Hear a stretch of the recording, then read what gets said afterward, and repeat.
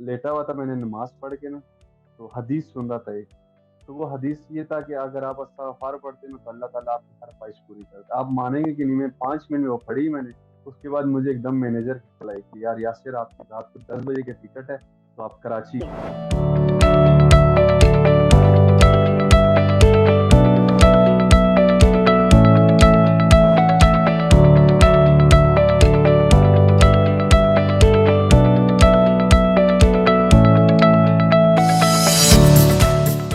अस्सलाम वालेकुम व्यूअर्स, मैं हूं आपका होस्ट अहमद नजीब और एक क्रिकेट के नए इंटरव्यू के साथ आपकी खिदमत में हाजिर हैं। आज हमारे साथ एक बड़े जबरदस्त चमकता हुआ सितारा जो पीएसएल 7 में आए अचानक से और छा गए। कई लोगों के लिए बड़ा नया नाम था कि यासिर खान कौन है। अचानक से जब हमने प्लेइंग 11 हमारे पास आई तो हमने देखा कि यासिर खान कौन है, फिर इनके बारे में हमने पता किया और फिर बहुत सारी इंफॉर्मेशन आई। लेकिन आज हम ये चाहेंगे कि इनकी जुबानी हम इनकी जो कहानी है क्रिकेट की कैसे शुरू और कैसे पहुंचे वो जरूर सुनना चाहेंगे। अस्सलाम वालेकुम यासिर, कैसे हैं आप? अल्लाह का शुक्र है। आप सुनाएं, आप कैसे हैं? मैं बिल्कुल ठीक हूँ यासिर। आपको खुशामदीद कहते हैं अपने शो में। पीएसएल अब आप खेल चुके हैं और पीएसएल एक ऐसा टूर्नामेंट है जिसमें जब आप कोई भी नया लड़का आके खेलता है तो उससे उसको बहुत ज्यादा पहचान मिलती है। तो कितने ज्यादा लोग जो आपको नहीं जानते थे अब जानना शुरू हो गए पीएसएल खेलने के बाद? वो तो आपको पता है, ब्रांड पीएसएल एक, तो पता है आपको, पूरे दुनिया में लोग देखते हैं उसको। तो पहले तो कोई जानता नहीं था इतना खास। तो अभी कहीं पे भी जाते हैं तो फिर लोग आ जाते हैं, सेल्फी वगैरह निकालते हैं, तो बड़ा अच्छा लगता है। हम्म। अच्छा यासिर, सबसे पहले इससे पहले कि हम आगे बढ़े और आगे की क्रिकेट की बात करें, ये पूछेंगे कि आपका क्रिकेट का सफर कब शुरू हुआ, कैसे शुरू हुआ?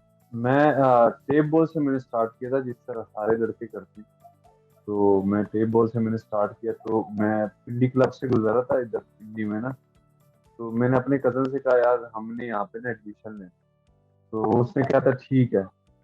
तो फिर वहां पे हम गए तो वो अलाउ नहीं था, आर्मी का ग्राउंड था पिंडी क्लब ना, तो बेफाम के बगैर अलाउ नहीं था। फिर मैंने जाके अब्बू से बात की, मैंने कहा अब्बू इस तरह बेफाम बनवा रहे, मैं एकेडमी ज्वाइन करनी।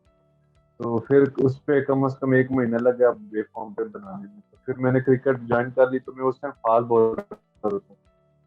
तो मैंने एज फास्ट बॉलिंग स्टार्ट कर दी एकेडमी। फिर करते करते ना हमारे क्लब में एक तैयब रियाज बैट्समैन होते, तो वो ना मुझे बहुत अच्छा लगते थे एज अ बैट्समैन। फिर मैंने उनको देख के फिर मैं उनको कॉपी करना शुरू कर दिया। फिर मैं बैटिंग साइड पे आ गया। तो काफी स्ट्रगल है। 9 साल क्रिकेट खेली है मैंने। 2013 या 14 में मैंने स्टार्ट की थी। तो अगर मेरी स्टोरी ये है कि मैं कुछ भी नहीं खेला, मैं अंडर 16 में 2 साल मैंने ट्रायल्स दिए, उसमें रिजेक्ट हुआ हूँ। तो अंडर 19 में 3 साल मैंने ट्रायल्स दिए, उसमें भी रिजेक्ट हुआ हूँ। जी जी, मैं इसी आपकी बात में पूछना चाहूंगा ताकि उसके साथ जवाब में आप आगे बढ़े। आपकी पैदाइश कहाँ की है, कहाँ आप पैदा हुए? और दूसरा साथ में ये बता दीजिएगा ट्रायल आपने कहाँ से, रावलपिंडी से दिए या फिर कहीं और गए उसके बाद? मैं तो बेसिकली मैं बन्नू में पैदा हुआ हूँ। मैं बन्नू का हूँ बेसिकली। और अभी हमारी फैमिली यहाँ पे पिंडी में रहती है, तो मैं यहाँ पे ही इधर बाजवा क्रिकेट क्लब है रावलपिंडी में, तो मैं यहीं पे अंडर 16 के ट्रायल्स एक दफा दिए, तो उसमें 20 में नाम आता है। जब 15 की टीम अनाउंस होती है फिर उसमें मेरा नाम नहीं होता अंडर 16।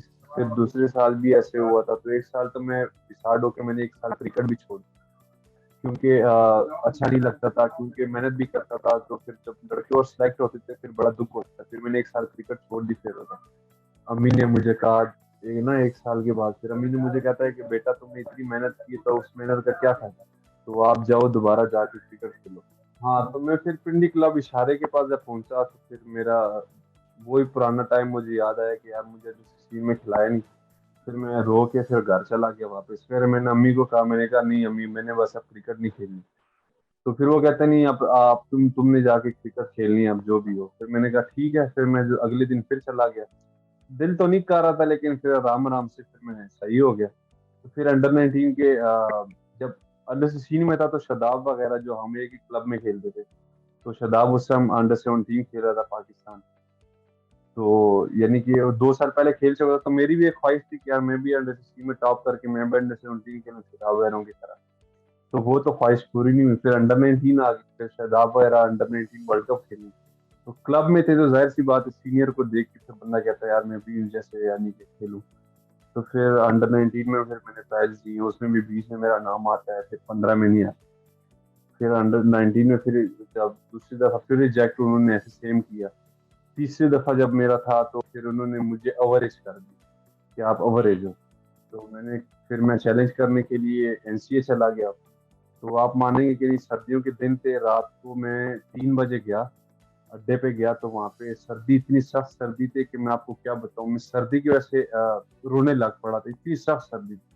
तो फिर सुबह टाइम में फिर एनसीए मैंने रिपोर्ट की, यानी कि सुबह 8 बजे। तो मैं गेट के बाहर 2-3 घंटे बाहर बैठा रहा। डॉक्टर रियाज होते थे उस टाइम, फिर मैंने उनसे मिलना था, तो फिर मुझे जाने नहीं दे रहे थे अंदर। मैंने 2-3 घंटे एनसीए के बाहर ही बैठा। फिर बड़े मुश्किल से फिर अंदर चला गया, फिर वो सब कुछ हो गया, लेकिन मुझे फिर भी क्लियर नहीं किया उन्होंने।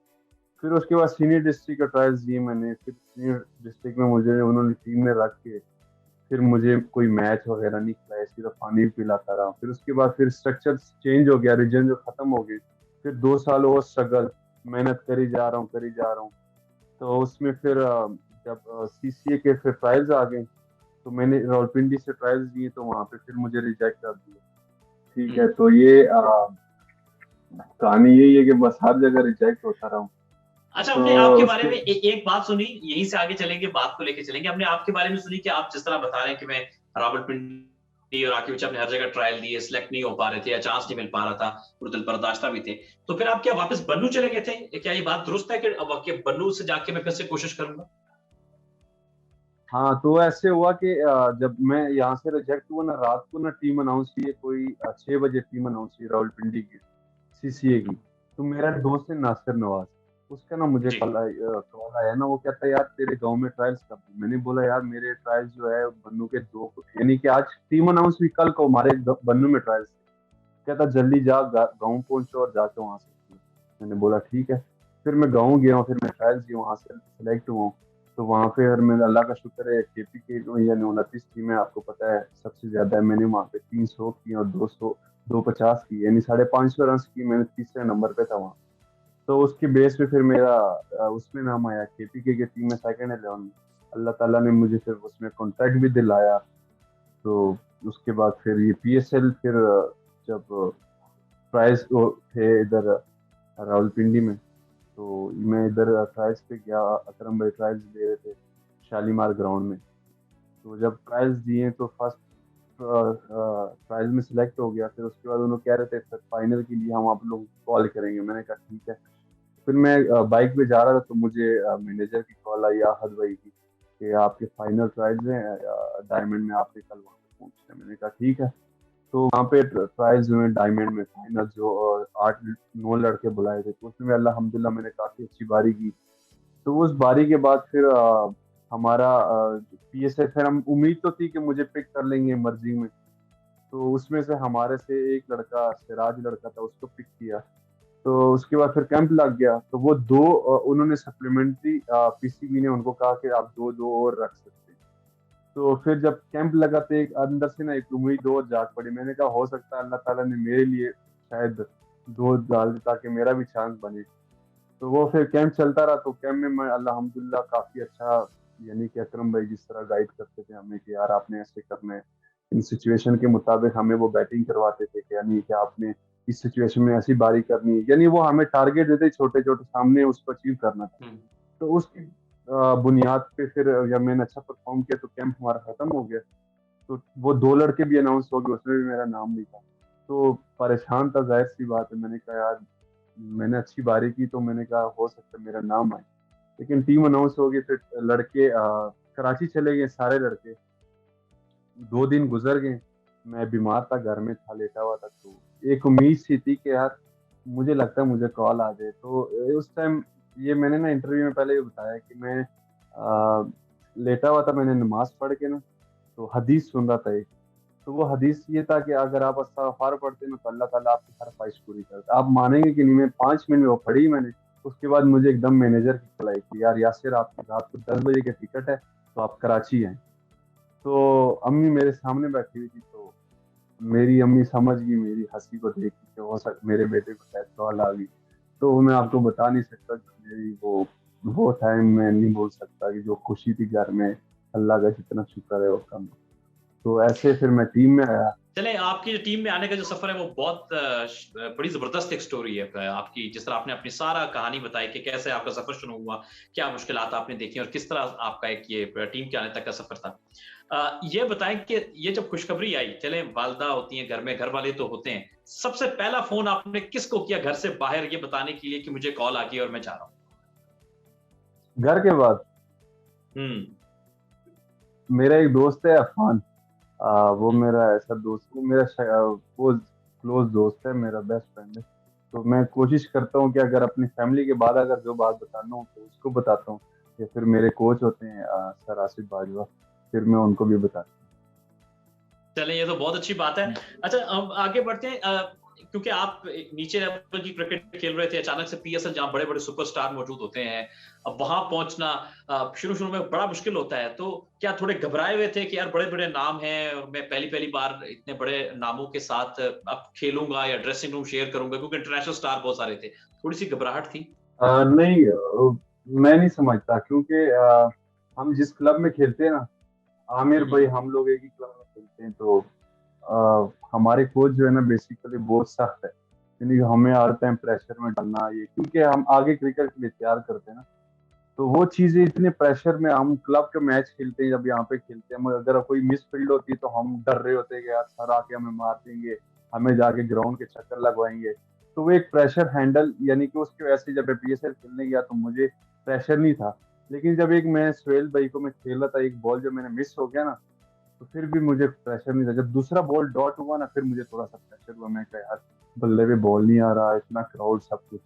तो फिर उसके बाद जब वो सुहेल भाई को सामने मैंने छक्का मारा, उसके बाद फिर मेरा प्रेशर जो था बिल्कुल खत्म हो गया। तो फिर मुझे नहीं लगता प्रेशर वगैरह तो नहीं फील हुआ मुझे बिल्कुल।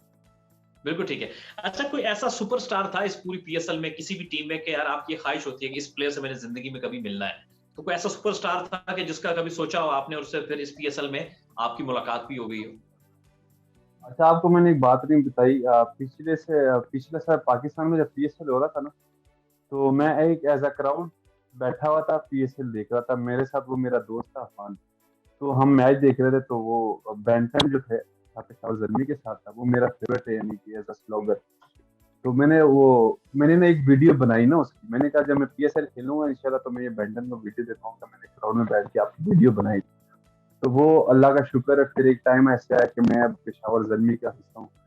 तो एक था लिविंगस्टन, जो था मेरा शुरू से ये था कि मैं जाके उनसे पूछूं कि यार आपका बैट स्विंग इतना तेज क्यों है, आप जैसे मार वो जैसे खेलता है। मेरी ख्वाहिश थी कि मैं लिविंगस्टन से मिलूं इस पीएसएल में। अच्छा, आप इस पीएसएल में आपको बड़े सीनियर प्लेयर थे आपकी टीम में, शुएब मलिक, इतना बड़ा तजुर्बा और भी बहुत सारे सीनियर, कामरान अकमल हो गए, बाकी खिलाड़ी हो गए। कितना सीखने का मौका मिला? आपकी क्रिकेट में आपको कितना नॉलेज मिला इस पीएसएल में इतने बड़े नामों के साथ वक़्त गुज़ार के, खेल के एक्सपीरियंस करके? बहुत अच्छा। आपको पता है शुएब भाई लेजेंड है, तो शुएब भाई तो हमेशा यंगस्टर को जितना भी होता है वो समझाते रहते हैं, हर टाइम समझाते हैं कि आपने ऐसे करना है, ऐसे। तो मैं तो मैं तो कोशिश करता था कि जाकर शुएब भाई के पास जाऊं, शुएब भाई मुझे ये बताएं, क्योंकि मैंने कहा फायदा उठा लूं, ये टाइम बार बार नहीं आते, तो मैंने कहा जितना फायदा उठाऊं वो अच्छा है, ताकि नेक्स्ट ईयर जब इंशाल्लाह मैं हूँ तो मैं उस पर काम करके अगले साल के लिए मुझे मेरे लिए आसानी हो। इस तरह वाब भाई थे, कामी भाई थे, तो उनसे सबसे सीखने को बहुत कुछ मिला है। तो और मैनेजमेंट में हाशिम भाई, आपको पता है लेजेंड है। हाशिम भाई हमेशा सिखाते होते थे कि यार यासर तुमने ऐसे करना है, ऐसे करना है, यानी कि बैटिंग के बारे में। अब जब तुम वापस जाओगे पिंडी, तो तुमने इसको इस चीज पे काम करना, जब नेक्स्ट ईयर आओगे तो तुम्हारे लिए आसानी होगी। तो ये सब है, अकरम भाई वगैरह सब ने बहुत सपोर्ट किया मुझे, यानी कि वहाँ पे। बिल्कुल ठीक है। अच्छा जी, आगे चलते हैं और यासिर, वैसे तो आपको कुछ बड़ी अच्छी इनिंग्स खेलने का इस पीएसएल में मौका मिला। लेकिन कोई एक शॉट आपको याद हो कि इस पहली पीएसएल में कि यार ये वाला शॉट मुझे अपना सबसे ज़्यादा पसंद है, अभी भी मैं कभी लेटता हूँ या सोचता हूँ तो वो शॉट मेरे दिमाग में कहीं घूमता है कि यार ये वाला शॉट जो मैंने खेला था वो बहुत अच्छा था? वो सामने जो सुहेल भाई को मैंने छक्का मारा था, तो वो उसके बाद जब मैं रूम में आया था, तो वो लिविंगस्टन ने एक छक्का मारा था, सेम टू सेम इस तरह निकल के ना किसी बॉलर को। तो वो कहते, सब लोग कहते पाकिस्तानी लिविंगस्टन। तो वो जब लिविंगस्टन भी जब हमारी टीम में आया तो मैंने उनको भी दिखाई, मैंने कहा ये वीडियो देखे पूरे पाकिस्तान में फेमस है पाकिस्तान लिविंगस्टन। तो यानी कि मैंने उनको भी दिखाया, वो भी कहता है कि वेरी गुड, यानी नाइस प्ले। ये आप सोहेल खान की बात कर रहे हैं, वो तो खैर आपकी टीम में, तो सोहेल तनवीर की आप बात कर रहे हो? जी जी सर करने। अच्छा, सोहेल तनवीर वो भी आपके पिंडी के हैं। बिल्कुल ठीक है। अच्छा, मूविंग फॉरवर्ड इस इंटरव्यू में हम मज़ीद पूछते हैं जी कि वैसे तो आप काफ़ी अपने जिस तरह आप आए, जिस तरह आपने बताया आपको प्रेशर नहीं लगता क्योंकि इतनी ज़्यादा प्रेशर वाली आप क्रिकेट नीचे से खेल के आए कि आपको ज़्यादा फील नहीं हुआ। लेकिन फिर भी कोई ऐसा एक बॉलर आपको लगा हो कि यार ये थोड़ा-सा मैं पहली बार खेल रहा हूँ या मुझे मुश्किल लगा थोड़ा-सा? तो कौन-सा बॉलर थोड़ा-सा आपको मुश्किल लगा जो अभी इस पीएसएल में आपको? मुझे मुश्किल बॉलर सोहेल भाई लग रहे थे, हुँ, क्योंकि हुँ। उनका एक्शन जो है ना ऐसे है, तो वो इधर से यानी स्लो वन कर देते हैं, इधर से आउट स्विंग, तो वो उनका मुझे मुश्किल लग रहा था सोहेल भाई का। अच्छा जी, आपको वो सोहेल तनवीर साहब का एक्शन थोड़ा-सा मुश्किल लगा। अच्छा, ओवरऑल क्या आगे का क्या सोच रखा है आपने? क्योंकि अब तो आपको जो इब्तिदाई एक कहते हैं ना कि बड़ा चांस मिलना होता है, वो आपको मिल गया पीएसएल में, सबकी नज़रों में अब आप आगे हैं और आपने कुछ बड़ी अच्छी इनिंग्स भी खेली, जिससे ये भी पता चल गया कि यासिर खान जो है वो बड़े शॉट बड़ी आसानी के साथ मार सकते हैं। आगे का क्या टारगेट रखा हुआ है आपने कि आगे क्या मैंने अपने लिए टारगेट सेट किया अगली पीएसएल से पहले-पहले कि क्या करना चाहते हैं? पीएसएल से पहले अभी ये वनडे चल रहा है, तो कोशिश है कि इंशाल्लाह इसमें अच्छा परफॉर्म करूं, ताकि आगे जो भी पाकिस्तान की कोई टूर हो ऐसे इमर्जिंग वगैरह में, तो मैं ताकि मैं उस पे भी सिलेक्ट हो जाऊं, खेलूं मैं इंशाल्लाह। और आगे सबका आपको पता है कि सबका यही होता है कि मैंने पाकिस्तान खेलना है, तो मेरा भी यही है कि इंशाल्लाह पाकिस्तान को तीनों जो फॉर्मेट है तीनों में इंशाल्लाह मैं खेलूं, मेरी ख्वाहिश है और मैं मेहनत कर रहा हूँ उसके लिए। और बाकी जो रिजल्ट देने वाले अल्लाह की जान है। अच्छा, आप केपीके की टीम में जो मतलब पिछले 2 या 3 साल या सिर्फ पिछले 5 साल देखें तो केपीके बहुत डोमिनेट कर रहा है पाकिस्तान की डोमेस्टिक क्रिकेट में। अभी पिछले 2 साल से तो कोई भी ट्रॉफी वो छोड़ते नहीं है, सारी ट्रॉफी जीत जाते हैं और ये वजह है कि केपीके की टीम में कंपटीशन बहुत ज्यादा है। मतलब एक से एक प्लेयर आपको हर डिपार्टमेंट में नजर आता है। कितना मुश्किल है केपीके की स्क्वाड में आना सबसे पहले, फिर इनकी प्लेइंग 11 में आना और फिर प्लेइंग 11 के बाद अंदर आके उसमें परफॉर्म करना। ऐसे ही है, बहुत मुश्किल है, क्योंकि यहाँ पे आपको पता है सारे अच्छे होते हैं केपीके में, तो कंपटीशन तो बहुत है, लेकिन बस क्या करें अब, मेहनत हम भी कर रहे हैं, तो हम भी कंपटीशन में के लिए हम भी कंपटीशन के लिए तैयारी कर रहे हैं। तो कंपटीशन तो बहुत ज़्यादा है, क्योंकि आपको पता है केपी के नंबर 1 टीम है अभी, T20 भी जीती है, फर्स्ट क्लास भी, तो फिर आपको पता है कि कंपटीशन तो है। आपके जो कोच है अब्दुल रहमान साहब, उनका बड़ा नाम है, उनके डोमेस्टिक क्रिकेट में वो बेहतरीन कोच माने जाते हैं। अभी मुल्तान सुल्तान के भी वो कोच थे और वहां भी बड़ी अच्छी कोचिंग की। तो अब्दुल रहमान साहब से सीखने का कितना मौका मिला है आपको केपीके की टीम में आके? बहुत ज़्यादा, वो यंगस्टर को बहुत सपोर्ट करते हैं, जो जितने भी यंगस्टर होते हैं, यानी कि हर एक एक छोटी छोटी बात बताते हैं कि आपने जब ऐसी सिचुएशन में आपने ऐसे खेलना है, जब ऐसी सिचुएशन हो तो आपने ऐसे खेलना है। आज भी जब हमारी प्रैक्टिस सेशन थी तो उसमें भी यही बता रहे थे कि यार आपने जब सिचुएशन के मुताबिक, यानी हर सिचुएशन हमें बता रहे थे कि सिचुएशन में आपने ऐसे करना है, जब फंस जाओ तो आपने कैसे निकलना है।